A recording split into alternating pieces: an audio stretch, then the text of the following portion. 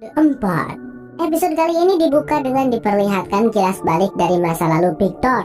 Saat itu Victor kecil baru saja keluar dari ruang bawah tanah dan terkejut saat melihat orang-orang sudah tewas secara mengenaskan. Meskipun belum jelas apakah mereka semua adalah keluarga Victor, yang pasti kedua orang tuanya juga termasuk yang meninggoy dalam kejadian tersebut. Dan sejak dulu ternyata Victor selalu membawa kotak pensil warnanya kemanapun. Sampai sekarang pun masih begitu. Meskipun Victor mengalami masa lalu yang kelam, itu tidak menghentikan hobinya dalam seni lukis. Hal ini terbukti saat ia dengan spontan menggambar Julie yang tengah tertidur di atas kursi. Meskipun ya lukisannya seperti anak kecil. Ketika Julie terbangun, dia kaget melihat Victor yang sudah berada di sampingnya.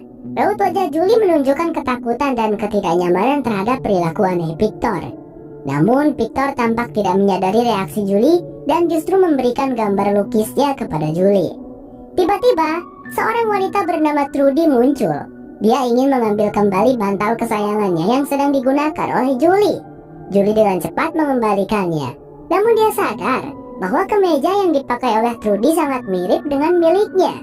Tanpa sungkan, Trudy mengakui bahwa dia mengambilnya dari tas Julie.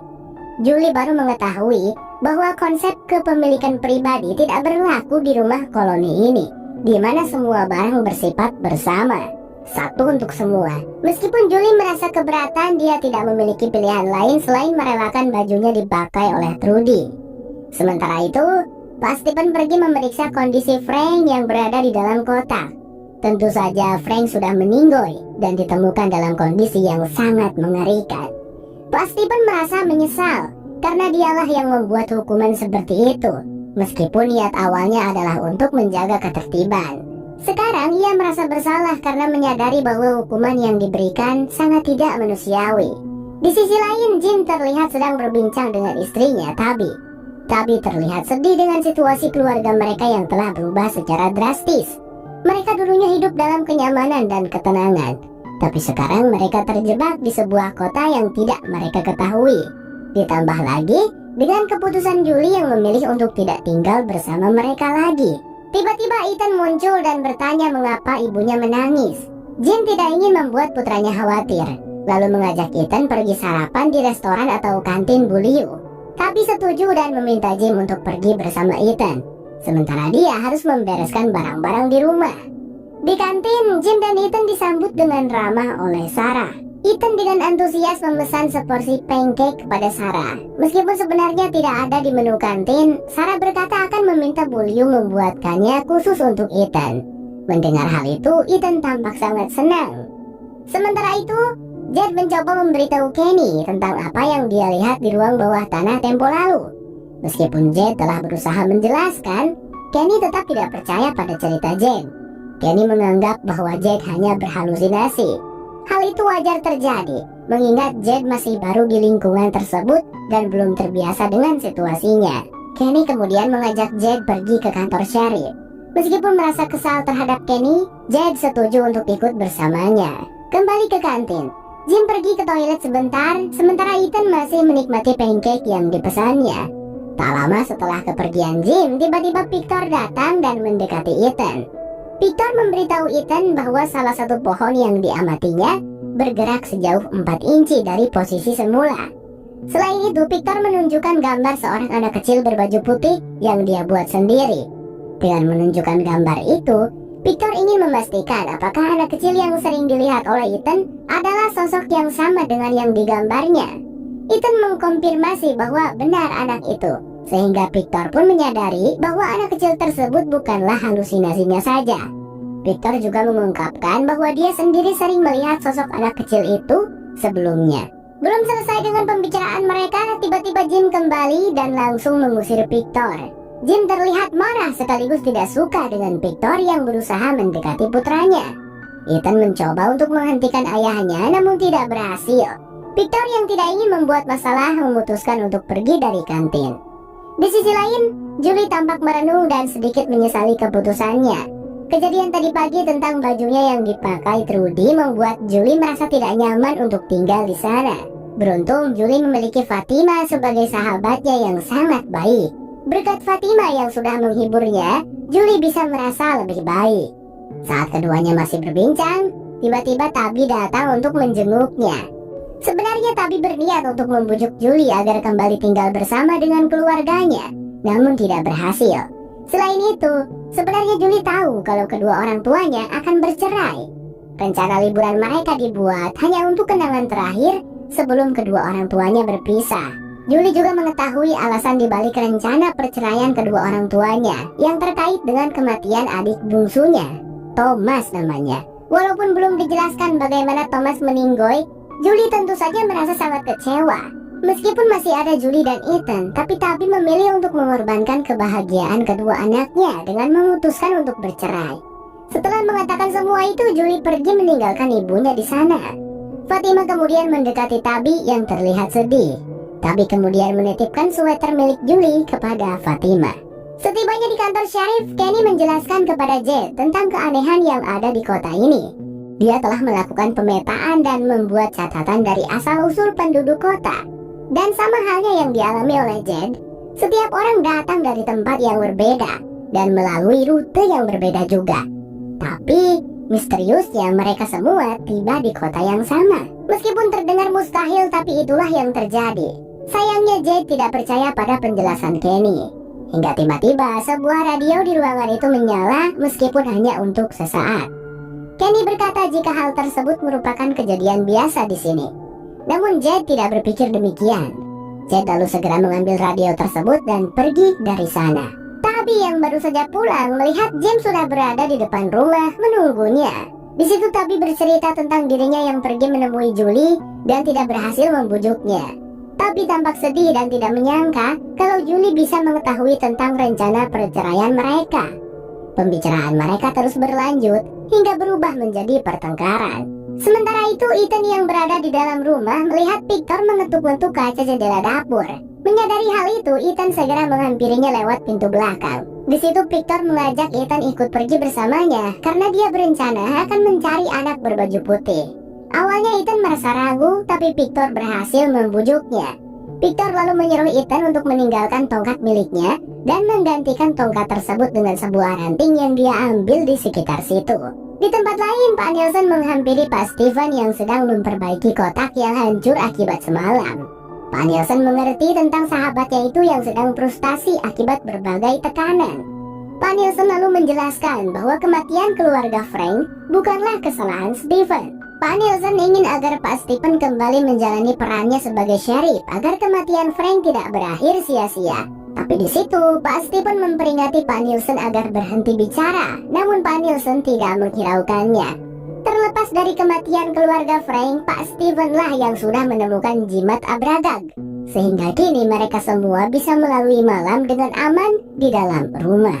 Ya intinya Pak Nielsen meminta agar Pak Stephen kuat dan tabah karena semua orang di kota ini membutuhkan sosok Pak Steven. Kamera kembali menyoroti Jim dan Tabi yang baru berhenti bertengkar dan masuk ke dalam rumah. Mereka lalu memanggil Ethan beberapa kali, sampai akhirnya mereka berdua baru sadar jika Ethan sudah menghilang. Kepanikan pun semakin menjadi-jadi tatkala mereka menemukan tongkat milik Ethan tergeletak di halaman belakang rumah mereka. Di hutan, Victor bercerita kepada Ethan kalau dirinya adalah orang yang paling lama menetap di tempat ini. Dan dia juga mengatakan tentang suatu keunikan dari mereka berdua. Kau tahu Ethan, dua mobil yang datang ke tempat ini secara bersamaan adalah hal yang sangat langka. Kejadiannya hanya pernah terjadi 2 kali, yaitu sekarang, mobil keluargamu dan Jade. Lalu dulu saat aku masih seumuranmu.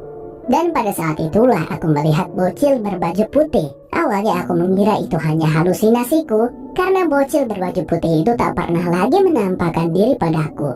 Tapi ternyata kau juga melihatnya, Ethan. Ini seperti deja vu, karena bocil itu muncul saat kejadian langka, yaitu 2 mobil datang ke tempat ini secara bersamaan. Obrolan mereka tiba-tiba terhenti saat keduanya melihat di kejauhan sosok bocil berbaju putih. Victor dan Ethan pun berusaha mengikuti bocil berbaju putih itu. Kilas balik Victor kembali diperlihatkan. Pada saat ia menyaksikan seluruh orang di kota sudah dibantai habis oleh makhluk monster, ada seekor anjing yang menggonggong dan ia juga melihat bocil berbaju putih yang terus tersenyum padanya, melambaikan tangan kepadanya. Di masa sekarang, Victor dan Ethan telah kehilangan jejak si bocil baju putih. Namun di situ tanpa sengaja mereka menemukan sebuah pohon yang batangnya itu berlubang. Victor menyebutnya pohon Faraway. Ia mencoba menunjukkan sesuatu pada Ethan. Sebuah batu ditandai dengan emoji senyum. Lalu batu itu dilempar ke dalam lubang pohon Faraway. Tak lama berselang batu itu jatuh dari atas tak jauh dari sana. Ethan pun takjub melihatnya. Bagaimana itu bisa terjadi? Victor sendiri juga tidak tahu. Tapi hal itu tidak hanya bekerja pada sebuah benda. Manusia juga kalau masuk ke lubang pohon Faraway, nantinya bakalan berpindah tempat. Tapi masalahnya, Victor tidak tahu kemanakah akan dipindahkan oleh pohon Faraway. Bisa dekat, bisa jauh, itu yang berbahaya. Jadi selama ini Victor belum pernah mencoba masuk ke dalam pohon Faraway. Tiba-tiba, terdengar suara anjing menggonggong dari kejauhan. Hal itu membuat Victor sangat tertekan, karena mengingatkannya akan masa lalunya yang kelam. Tapi sedetik kemudian Victor sadar ada seseorang yang mungkin dalam bahaya. Ia mengajak Ethan untuk bergegas. Benar saja tak jauh dari sana, Jim dan Tabby yang sedang berusaha mencari Ethan kini mereka harus dibuat panik. Karena terdapat beberapa ekor anjing liar kelaparan yang mengepung mereka dan terus menyala. Untungnya Victor dan Ethan keburu datang. Victor menakut-nakuti para anjing liar itu dengan suara tembakan pistolnya, sehingga hewan-hewan ganas itu kabur kocar-kacir. Tabby dan Jim merasa sangat lega saat bisa menemukan Ethan. Tapi mereka tentu saja sangat marah pada Victor yang telah membawa putra mereka ke sini. Andai saja Victor tidak membawa senjata api, saat itu juga Jim pasti akan menghajarnya. Victor meminta maaf dan berusaha menjelaskan kalau ia tidak berniat jahat pada Ethan. Setelah itu ia pergi. Setelah sampai di rumah koloni, Victor mengecek beberapa gambarnya dahulu. Lalu setelah diteliti dan ditelek-telek, terdapat beberapa kesamaan yang terjadi antara dulu dan sekarang, yang membuat Victor akhirnya mengingat kembali kejadian kelam di masa lalunya. Sedikit informasi, Victor ini seperti seakan lupa ingatan akan masa kecilnya. Dia hanya mengingat beberapa hal. Ya memang dulu kan Victor masih kecil, jadi ingatannya tidak terlalu baik. Tapi sekarang Victor jadi lumayan bisa mengingat kejadian mengerikan itu. Singkat cerita, pada sore harinya Jim pergi menemui Pak Steven untuk melaporkan perihal Victor yang membawa Ethan ke hutan. Jim merasa resah dan berpikir kalau Victor ini berbahaya. Dan lagi ternyata Victor memiliki sebuah pistol di kotak pensil warnanya. Mendengar hal itu, Pak Steven cukup terkejut. Ia berusaha menenangkan Jim dan berjanji akan membicarakan ini dengan Donna agar Victor tidak berbuat macam-macam lagi. Tapi sebelumnya Pak Steven ingin mengajak keluarga Jim Bothram atau makan bersama agar mereka bisa lebih saling mengenal lah, begitu. Jim dengan senang hati menerimanya. Beberapa saat kemudian mereka pun makan bareng, kecuali Julie yang enggak ikut karena Julie kan beda circle. Seperti kebanyakan cewek-cewek ya kan, Sarah dia tentunya sangat suka dan gemes sama Ethan yang sangat kiowo.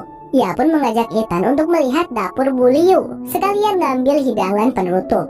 Sedangkan Pak Steven ia diajak bicara sebentar oleh si Kenny.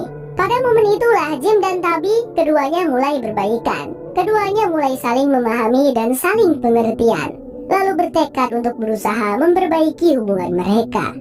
Sedetik kemudian Ethan datang sambil membawa hidangan penutup. Tapi di saat yang sama, Sarah mengalami hal yang sangat aneh.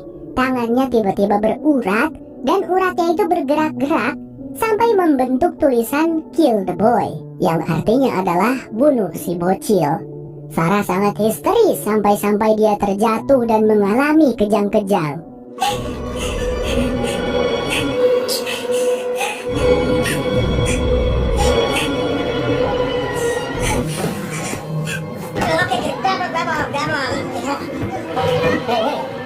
Di rumah koloni, Julie mendapatkan sebuah kejutan dan hadiah dari Fatima dan Alice, yaitu sebuah tempat tidur yang nyaman, bahkan dibuatkan tirai untuk menjaga privasinya Julie. Ada lemari juga untuk menyimpan barang-barangnya Julie dengan aman. Tak lupa pula Fatima memberikan sweater yang dititipkan oleh Tabby, ibunya Julie.